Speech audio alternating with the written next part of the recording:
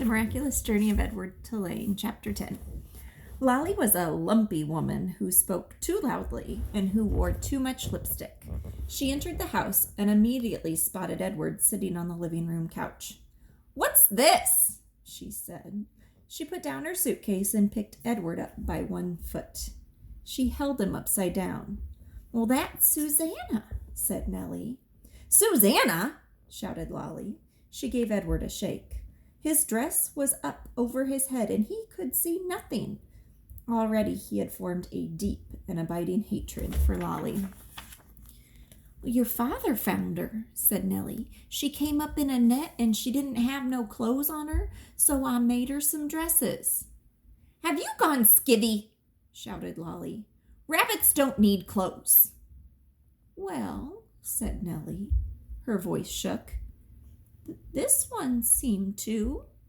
Lolly tossed Edward back on the couch. He landed face down with his arms over his head and his dress still over his face, and he stayed that way through dinner. "Why have you got out that old high chair?" shouted Lolly.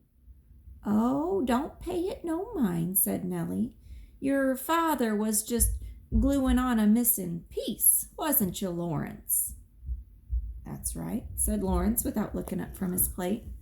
Of course, after dinner, Edward did not go outside and stand beneath the stars to have a smoke with Lawrence.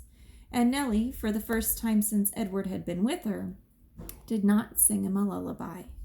In fact, Edward was ignored and forgotten about until the next morning, when Lolly picked him up again and pulled his dress down away from his face and stared him in the eye. "Got the old folks bewitched, don't you?" said Lolly.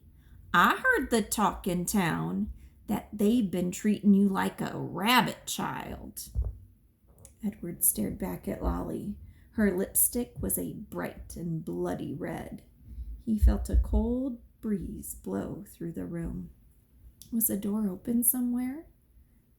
"Well, you don't fool me," she said. She gave him a shake.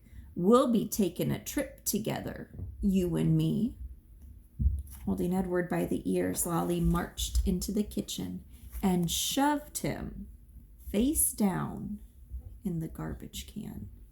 "Ma," Lolly shouted, "I'm taking the truck. I'm going to head on out and do some errands." "Oh," came Nellie's tremulous voice. "That's wonderful, dear. Goodbye, then." "Goodbye," thought Edward as Lolly hauled the garbage can out to the truck. "Goodbye," Nellie called again, louder this time. Edward felt a sharp pain somewhere deep inside his china chest. For the first time, his heart called out to him. It said two words: "Nellie, Lawrence."